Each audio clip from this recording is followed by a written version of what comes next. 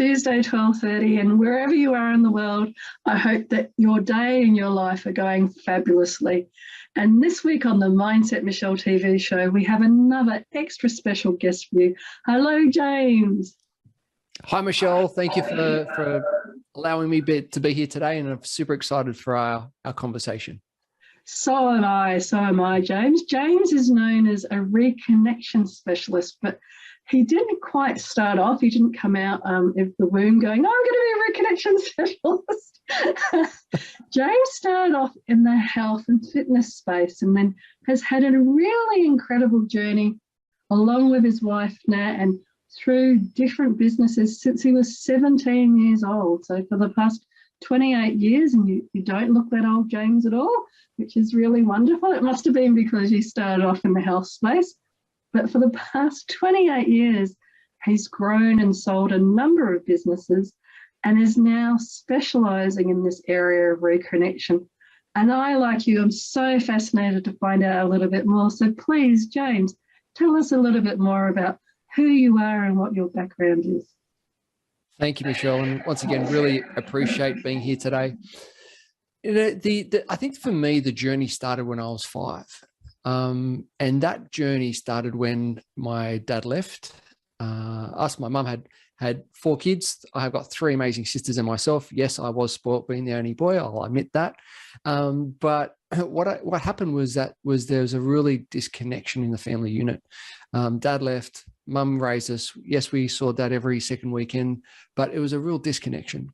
And that I learned from it as a young age of what not to do in family relationships and a family unit. And that was I guess my quest and my yearning of my own self-discovery and my own journey. And as you mentioned, whilst at school still, heavily involved in sports and loved helping people and guiding people and even, you know, in captains of all the sports that I played, it was the ability to help and serve. And at the age of 17, I started my first business in the health and fitness industry, which was in a personal training environment. And then in the early 2000s, myself and business partner, we bought our first gymnasium. And that was in Sydney, in Surrey Hills. And we grew that to another one in the CBD in Sydney.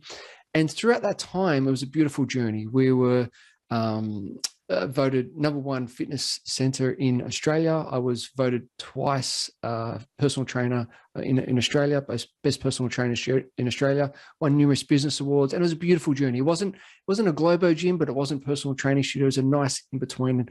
And what we learned in that stage was really about how do we connect with our clients? You know, what do we do? What do we don't do? And how do we take them on that journey? And then in 2008, I sold that business to my business partner. And I was like, then I was staring at my navel. What do I do? Where's my next journey? Where's my next journey? And I love that ability to help people and really serve people. So I went and studied some more around that and the coaching space, which then led me into the coaching to run a pilot program. And I've always had coaches in sports and also in previous businesses throughout the fitness industry. And I ran a pilot program for 4 months where I got 10 people together every fortnight. I'd share a tool or a strategy. They would go away. We would support one another in that fortnight. And in that 4 months, they achieved more in those 4 months than the whole previous year. And I'm going to share a little story around that because there was one guy in particular, and he was an interior designer. And his goal was to be Australia's most recognized interior designer. And halfway through the 4 months, an opportunity came across his table to be on a reality TV show. Now, you go back to 2008, 2009, a reality TV show does some really good ones, but there's some really not so good ones. And so the group said, go on it, we'll back you, we'll support you. And he went on this interior design reality TV show and he came second. And his name is Darren Palmer. Now, if you know anything about Darren's a judge on the Block TV show. He's got all these corporate gigs and corporate sponsorships. And if you think about it, he's probably one of the most recognized interior designers in Australia today. So I caught up with him a little while ago and he said, I remember that first group and setting that goal. So that's great about Darren, but we're talking about you, sorry, James, and I want to really keep it to you because it's about you and your journey. So it's fascinating that you went into that health and fitness space and then from there kind of grew and evolved through into helping people. And I can hear that passion really coming through. What do you think then with that and with that passion about serving and helping people, what do you think is really your call to what you would then define as success? For me, it's the ability to understand what your own values are and the ability to act upon those values in all aspects of life. And that is that whole reconnection piece, reconnecting to self on what's important to you, and therefore playing it out in other areas, your business, your family, your health. And that is that whole, for me, the definition of success and reconnecting. So for you, success is understanding those values around those different areas of your life. Have you studied values and values training like DeMartini or others? Yeah, I have. Yeah, and also going through an understanding, particularly around the world of NLP and the importance of understanding values and how that plays out in all aspects of life. And I think for me, that's what was the important piece of that journey, you know, helping and serving others, which is obviously an important value to me. But it's understanding the values. But then I think it's, for me, that on that success is acting upon those values. Because we can all have that awareness and we can all go, oh yeah, that's what's important to me, but how are you playing that out? How does that show up in your life? And that was, for me, that definition of success. That's wonderful. And I can see in the rest of your mini bio around how you went on to, when your wife was having children, to study in that area as well and develop courses and things like that. There'd be many people watching today that know you or are hearing some of that journey from, you know, a younger man. Health and fitness was obviously, you know, in gyms and things. And you obviously became more and more in touch with yourself and your values and what was important to you. So with that, and there'll be other men of, you know, different ages watching that maybe haven't quite connected to what's important to them. And you know, for blokes, it can be harder to talk about what's important to them. So what might be some tips or suggestions that you have around how they can kind of look to finding out their values, testing? Like, I'm sure there's times where you've gone, oh, this is really important, and then realise, well, actually, it's not important in the scheme of things. So what's some tips or suggestions that you have? Great question. And I think for me, a great tip or a great strategy is to really ask the question, what is important to me? So if you think about your business, so what's important to me about business? What's important to me about career? And what happens is that the first couple of answers can be quite generic, but the more you ask yourself, well, what else is there? What else is there? And how is this important? And for what purpose is this? And what happens is you'll keep on chunking up and you won't get it the first time. You may not get it the second time. But when you continually ask yourself and not think about it, but actually feel it, you know, from your head, feel it from your heart, and feel it from your gut. And if you think about a figure eight, and when they're all in alignment, when they're all in flow, that's what's important to you. And that's what is by having that quiet time, not doing it on the fly, sitting in a nice quiet place. It could be either out on the beach, out in the park, whatever. In nature is always a beautiful place for me to ask those deep quality questions. And by asking yourself, well, what's important to me? What else? What else? And for what purpose? What's the intention about this value? That's a beautiful strategy. And that will allow you to also reconnect with self, to find out what is important to you, which therefore you can then play out in the world as well. That's I loved how you described it and also brought in the importance of nature.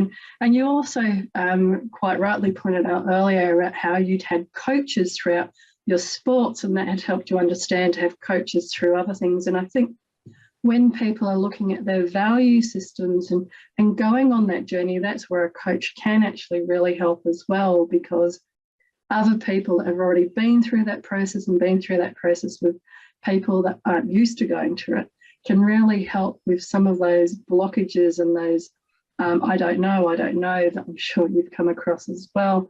And I love how you're reminding everybody it's about just gently asking that question over and over and over again to keep drilling down into what's underneath it. And You One find of the things that I just would like to add on that is that and I'll challenge people all the time, and I always do when they have the answer, I don't know. Because I believe, and this might be controversial to some, which is totally understandable, I believe the I don't know answer is a lazy answer. Because you have, the listeners, you have the answer inside of you. It may be wrong, totally fine. It may be right, totally fine. But it's the ability to actually go, it could be this, or it could be that, it could be that. And so when people go, I don't know, I would say, cool. But if you did know, what could it be? What could be some options? And so what happens is we then change from the conscious to the unconscious thinking. That's why getting into nature really taps into the unconscious, because you become grounded and you can access different thought patterns that you may have not experienced before. And by when we ask that question and we just reframe the questions to ourselves and we go from I don't know to what could it be, it unlocks certain answers that you go, wow, yeah, it could be that, or it could be this. So that's why I just want to put that out there as well. And so true. That's very much where the work we do around reframing comes in, because we would say, well, what would happen if you did know? What if? We would use what if to get to that same point of helping people to understand that they do know their own answers. So the last thing I wanted to say about that point before was around that the key to it, and you touched on it briefly, was around when you have that emotional connection to your answer. That's when it starts to actually go, oh, actually, I do know. The other wonderful thing that I find in this space is that when people can get stuck, we can present to them, well, what if it's this? And then when they start arguing that it's not that then helps them. And I'm sure it's the same with your interior designer example. He would have heard many times where people go, well, I don't know what colour I want. He gives them a few colours and they go, well, I don't want any of those. And then that leads you to be able to identify, well, what you want out of what can seem like at the beginning, especially a lot of different options. But I love how you're encouraging people with this reconnection journey, this connecting into yourself and identifying, especially with what's happening over COVID and at this time. What do you think are some key tips that can help people with all of the different challenges going on at the moment? I think some key strategies around that is just acknowledgement. People are doing the best that they can right now, no matter what their journey has been like. You know, they're accessing the resources that they can and that they know right now. And so by just acknowledging your neighbor, by acknowledging your workmate, acknowledging your colleagues, your family, your friends, and just saying thank you for being you right now. Thank you for being your best right now. And what that does, it instantly breaks down any barriers because people aren't expecting that. You know, and when we can actually acknowledge people, sit and listen to people, that's when we can start to really connect. Because, you know, look at the people in lockdown in Melbourne, the longest in the world. And so when people are coming back to the workplace, I was speaking to a girl this morning. She hasn't been in an office for 2 years and she's just changed jobs and she doesn't know how to actually interact with people. Do I shake their hands? Do I hug them? Do I give them a fist pump? So that's the whole reconnection. But it's the ability to reconnect with yourself first and go, where am I right now? What's important to me? How can I step into these values? And then reconnecting with others and acknowledge them, being there for them and saying thank you. That's going to start the conversation. And I think starting those conversations is going to reconnect because it is time to bridge that gap. And that time is now. So very true. And I love how you're describing what it's like for many people at the moment to go back to a coffee shop, go back into an office. You know, even when I've been walking down the street and before everybody had a mask on even when walking because we needed to, and now people have masks off, so they're smiling at each other again, still avoiding each other. But it's kind of an interesting shift because everybody's kind of like smiling in this freedom state. But, you know, I know that as time progresses, people and things will shift again. So it's interesting for people that are going back to the workforce.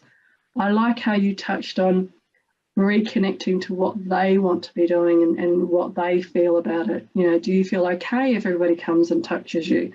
Or do you want to still have kind of an exclusion zone? What if your boss all wants you to go and sit in a closed environment in a meeting room?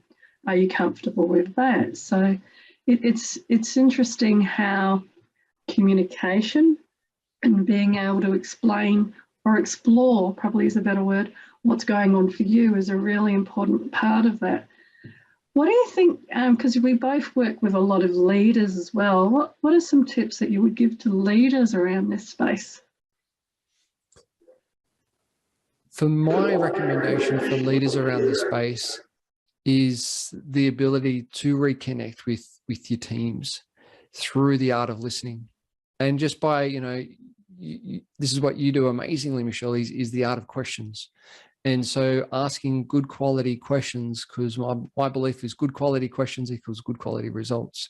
And so when we can ask those good quality questions to really step into beautiful dialogue, to reconnect, how are they going? What's happening in all aspects of their worlds, that bridges that gap. That really helps to reconnect with their team, with their people around them, and knowing that they're not alone. And I think that's one of the biggest things, knowing that people aren't alone. They've got a support network at work or family, whatever that unit is, that they don't have to go this alone. That, even though you've been working from home, you're still connected. Obviously, we're doing this via Zoom, your Zoom meetings, but you know what? I'm still here. I'm still connected. Is there anything that I can help you with right now? So I think really good questions from leaders. Hold the space and active listening. Be present with those conversations, and that's going to help massively. And I think that that's never been more important, and that's a great suggestion, is around the communication and asking good questions. I'm seeing a lot again in the media around how women will be once again disadvantaged because they're less likely to go back into the office with home care and all of the different things still happening with children. And that will obviously impact on those conversations, the water cooler kind of conversations. And so I think it's also been never more important for leaders who will be held accountable if they are favouring people that are in the office and not doing more. It's kind of that funny situation where you actually have to do more for people that you're actually not physically seeing, who aren't there to remind you about them in a weird way. So it's, exactly. I guess, being more aware of all of those different dynamics, and that it could be quite easily seen that, you're just favouring the people that you're used to seeing in the office. Yeah, and the other piece around that is being adaptable. And what I mean by that, and this is where, as we mentioned about the different programs for the dads that we run, is that adaptability is so important right now. And I've personally gone through that where, get home and you still have your work hat on, and then you try and play with the kids with the work hat on, and it just doesn't work. And so what I recommend is the adaptability process, where we're about to going to go into what's that environment that you're about to step into, who do you need to be, and then experience the past time when you were that, and then step into those characteristics. Because we have over 500 characteristics inside of ourselves. We have the lover, we have the hater, we have, the attention to detail. We have them all, good, the bad, and the ugly. But it's about drawing upon the right ones for the right environment at the right time. And that's when the connection piece really takes to a whole nother level. Being at work, being at home, being with your kids, being in all different environments. It's about who's showing up at the right time with the right characteristics. Oh, gets me excited. That's wonderful. I can really feel that passion. And I love the work by, I think it's Louise Armstrong in this area. She actually talks about those transition phases that especially men go through, where when they're coming home, you need to kind of leave them alone to kind of take off all of that work suit and jacket, to kind of readjust mentally before they then become the person that's at home. And same with when they get to the office, they need to adjust and put on all the office armour and stuff. And her work around really acknowledging those transition pieces is fascinating stuff. So you mentioned a little bit more about the father's work there, and I'm fascinated because men's mental health is something that is, like women in the workplace, it's something else that thankfully is getting a lot more airtime now. For those men that may be watching, What, in terms of reconnection, if they don't want to just go down the pub and stand there drinking beer, or if they don't want to go and play sport but actually have no conversations, what are some tips or tools that you could suggest to them to help them reconnect, but in a different way? You know, like we were talking about before, just experimenting. What are some things that work in that space? I think, yeah, really good point. I think particularly for men, it's the ability to get them moving while talking. So one of the big strategies I'm a big believer is the walk and talk. So it's what happens is that when you walk and talk and finding your own tribe, when you walk and talk with another mate or with a friend or a colleague, whoever that may be, is that you're actually walking side by side. So therefore, any confrontation when you're across the, you know, when you're at the pub, for example, and you're across and you're seeing them eye to eye, sometimes you don't tend to open up because they're looking at you with that gaze. But when you're actually walking and talking, you're walking side by side. So there's the less of the eye contact, which is the ability to actually get out more. And so once again, when we're walking, we're keeping our conscious mind on the task at hand, so you're not tripping over and so forth. And the ability to share is so much more deeper when you're actually doing a physical activity, not to exertion like going for a run, but just a nice walk and talk. And so even as coming back to leaders, getting your work colleagues out and around the block, we go walk and talk around the block, getting your mates going for a walk and talk. We did this group, and I'm still so proud of it, for over 20 years, bunch of mates. Every Saturday morning, we would go for a walk or run, depending on who's injured and who's not. Then we'd go for a swim, and then all have brekkie together. And that was almost like a religious experience. And we went through, obviously, birth, deaths, marriages, divorces, babies, a whole bit. But it's the ability to actually connect with mates. And I think that is so important right now, is because guys have been left in their caves, metaphorically, and now it's the ability to come out of the cave and share what's going on for you. And that's where the walk and talk is just a beautiful piece. That's so wonderful, because I know men's tool shed for older men that have retired are really fill that gap. But you're right, when men are much more younger and much more active, I really love that point raised about not looking in each other's eyes, because I think that that's where men may close up, but walking side by side, that's a great tip. Whether it's playing golf or walking around the block or walking around the oval, whatever it may be. It's funny, like seeing, when I go for walks around the neighbourhood, seeing women couples out walking, you know, friends or neighbours or whatever. And it's a pity actually not to see more men out walking the dogs with other men that are walking their dogs, rather than just going on a solo walk with the dog. So these are really practical, good tips, which are very helpful, I think, for helping men to kind of come out of that cave, not just with their lockdown, but with the emotions that, like everybody, they must be carrying and need to actually have a healthy way of processing through, so that it doesn't keep bubbling up back at work or back with the family or anywhere. So we've talked about families, we've talked about different areas, but let's go back to when you started out health. In terms of people reconnecting to their health, what are some of the key tips that you might suggest there? One of the things that I highly recommend in relations to health is respect. And one of the, in our program, the Real Dads, when we look at Real, R is for respect, E is for emotional awareness, A is for adaptability, and L is for love. And that respect piece is self-respect. And so looking at where is all the different aspects of self-respect, and self-respect in particular, health, is so important. Mental health, physical health, emotional health. And if you were just to go, right, I'm going to be real right now. If I was to rate my self-respect around my physical health right now, what would it be? If I was just to give myself a score out of 10, okay, I'm going to be real. Yeah, it's probably a 5, for example. All right, fantastic. So what? And then I asked the question, what would it be like if you even took it to a 6 or a 7? We're not going for an 8 or 9, but even up by 1 or 2. What would that look like? And then they would go, okay, great. Now what's the gap? What are the key areas that we can work on to actually reconnect into your health?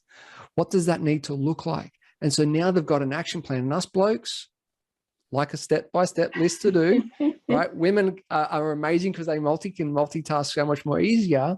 But for guys in particular, it's having those steps to go, right, this is where I'm at, this is where I'd like to be.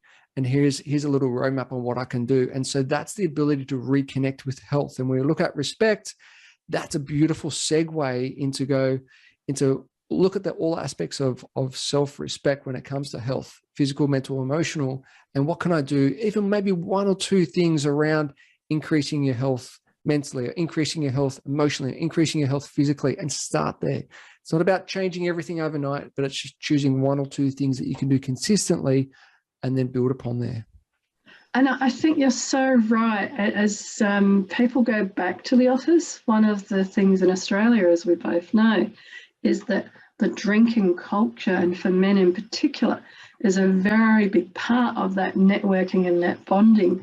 So I love that word respect, because I think keeping in mind as you go back into those normal ways of being and hanging out with each other, that it's keeping that respect for your body. You may have been going walking during lockdown and doing more physical exercise, but that time's now taken up with the after work networking and bonding that you do with your colleagues, and just keeping in mind, well, you know, maybe I should have a drink and then a water and then a drink and then a water. And even if you get rubbished by your colleagues, just reminding yourself, well, you're respecting your body, because if you go back to all of those same habits, then you're on a terrible trajectory for as you get older.